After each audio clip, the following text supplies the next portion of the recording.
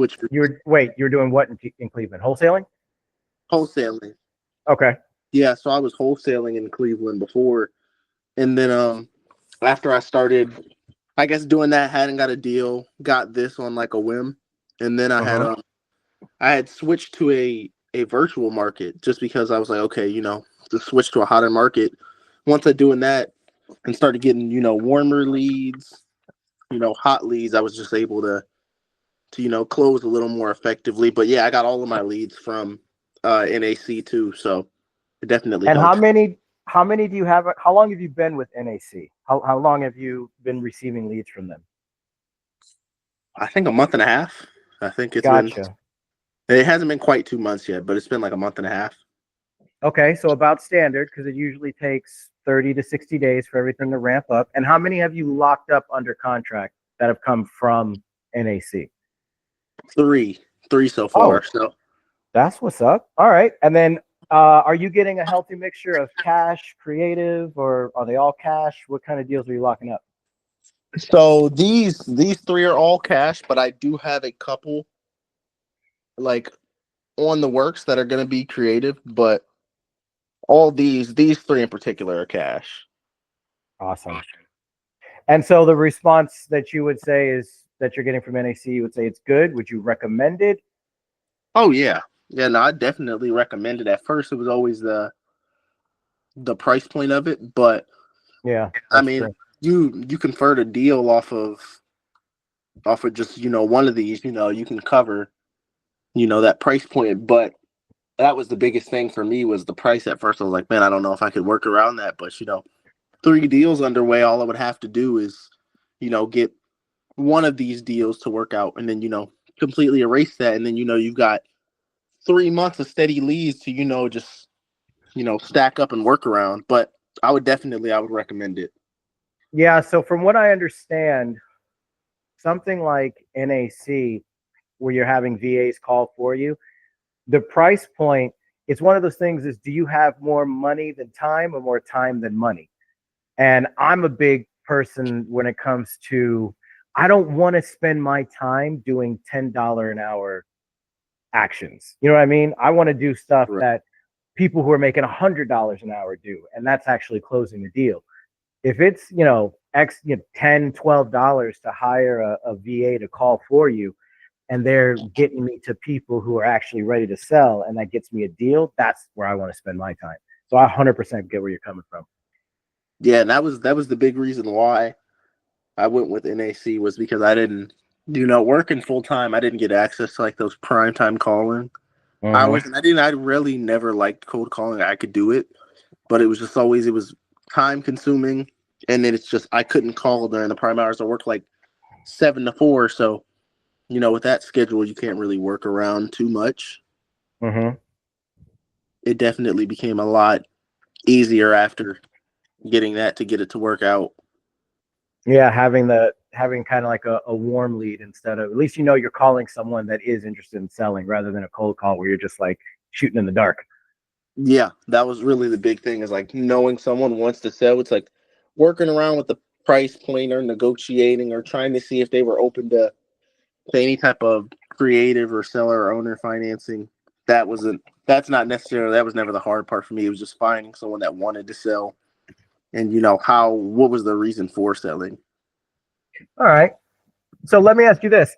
If you had to give, because I look, no system's perfect, and I'm curious because people ask me all the time in the different communities, oh, should I do PPC or PPL or should I hire a cold caller?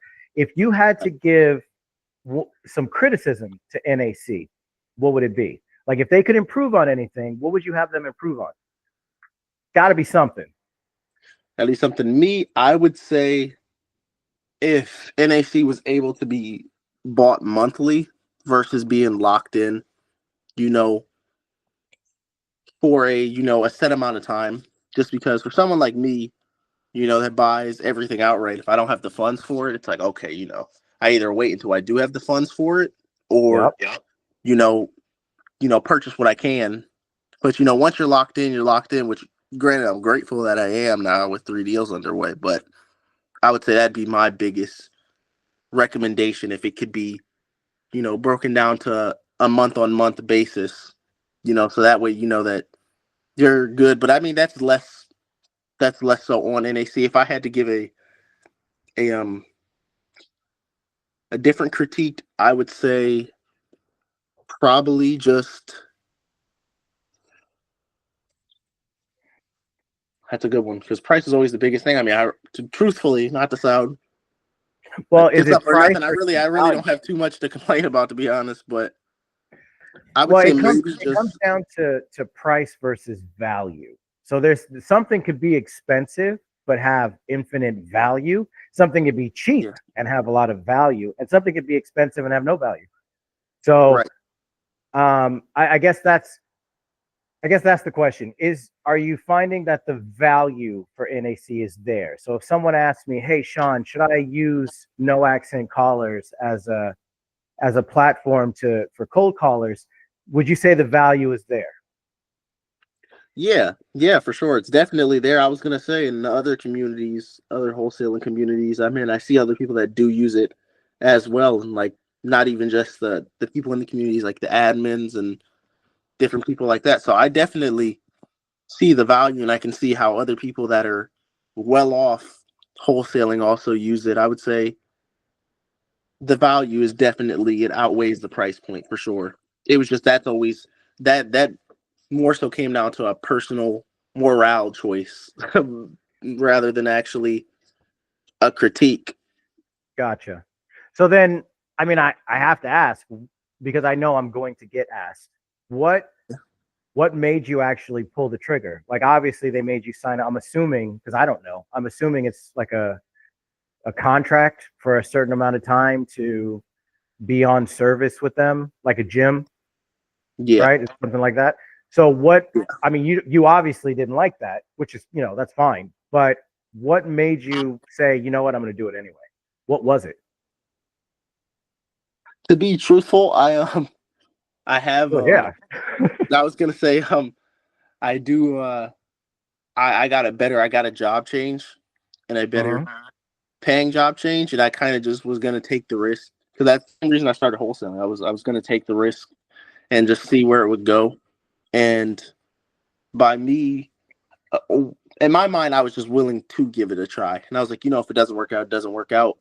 And then I was even thinking in my head, I was like, okay, some type of I guess if something does go good, I have some backbone, something to work with. And then once I got into it and I started seeing, okay, you can see different aspects with the cold callers. You can see the leads are submitted, and you can actually listen to the audio recording, and you can actually kind of get a preview of this. I was like, okay, this works out really well. Like the value it provides, you can prepare yourself to close a deal a lot better than other different programs. Gotcha. Okay. All right. I mean, I appreciate it. The only other thing I wanted to ask you is I recorded this. Do you mind if if someone asks me, hey, should I use NAC? Can I just give them this video? Because I don't like telling people what to do. I just give you the information. You go make your own damn decision. Like it's not on me. So do you mind Yeah, if I share this video with them? That's why I kept it kind of vague. Like I didn't want to ask what kind of market you're in. Like whatever you're doing with NAC, that's for you. But do you mind right. if I share this video with people who may also be interested in NAC?